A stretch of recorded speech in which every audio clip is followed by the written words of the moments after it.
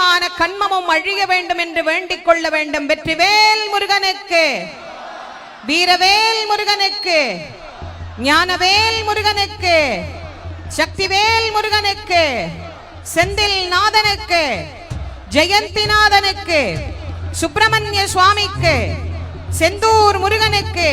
அடுத்த சிங்கமுகனை நோக்கி புறப்படுகிறார்.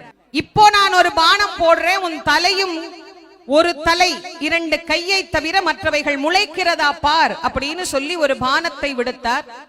ஒரு தலை 2 கையை தவிர மற்றவைகள் எல்லாம் அச்சு கீழே விழுந்தது.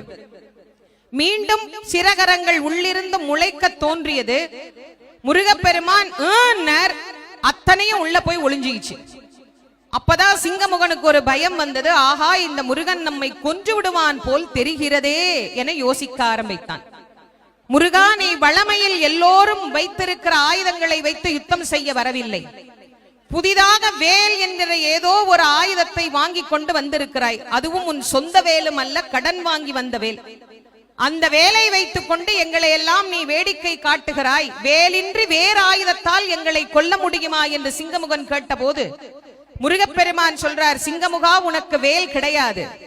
உனக்கு குலிசாயுதம் என்று ஒரு ஆயுதம் இருக்கிறது. அந்த ஆயுதம் தான் உனக்கு. ஏனெனில் அது ஞானம் இல்லாதவர்களுக்குத்தான் வேல். உனக்கு ஞானம் உண்டு, ஆனால் அது இப்போது மறைந்திருக்கிறது.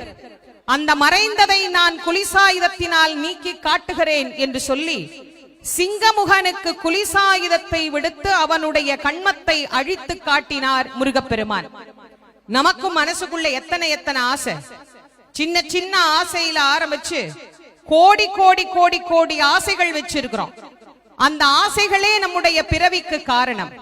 பிறவி நீங்க வேண்டும் என்று சொன்னால் இந்த செந்திலம்பதிக்குத்தான் வர வேண்டும். இதோ கண்மத்தை அழிக்க முருகப்பெருமான் தனது ஆயுதத்தோடு புறப்பட்டு விட்டார்.